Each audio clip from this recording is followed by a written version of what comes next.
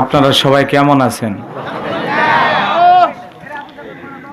এত লোকজন,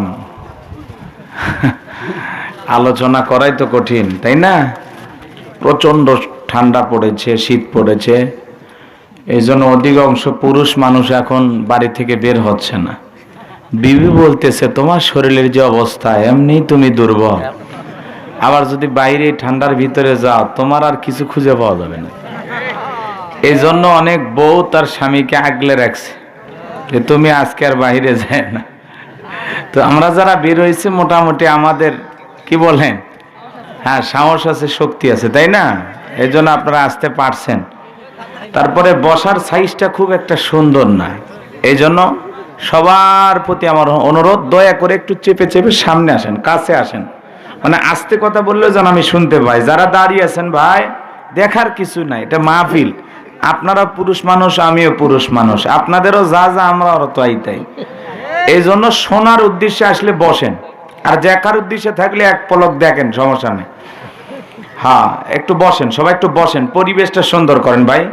প্রচন্ড ঠান্ডা, কুয়াশা, 2-3 দিন ধরে এমন শীত পড়েছে, মাহফিলে লোকজন পাওয়া কঠিন হয়ে গেছে।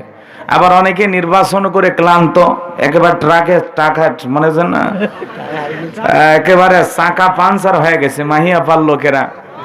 তো যাই হোক, এই জন্য যুবকেরা টেনশনে আছে, ওরা আবার ওই দিকের খুব ভক্ত, বাপ রে বাপ।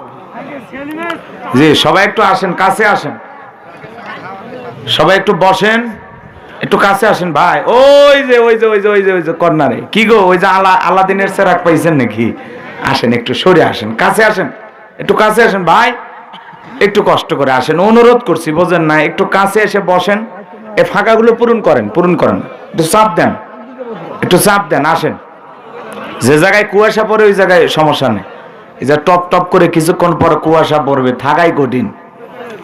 যুবকেরা অনেক অনুরোধ করেছেন। এর আগে 2-1টা মাহফিলে কি আপনারা আমার আলোচনা শুনেছেন? কই শুনছেন? ইউটিউবে। হ্যাঁ, সরাসরি এলাকায় শুনছেন কোথাও? দেখা হয়েছিল?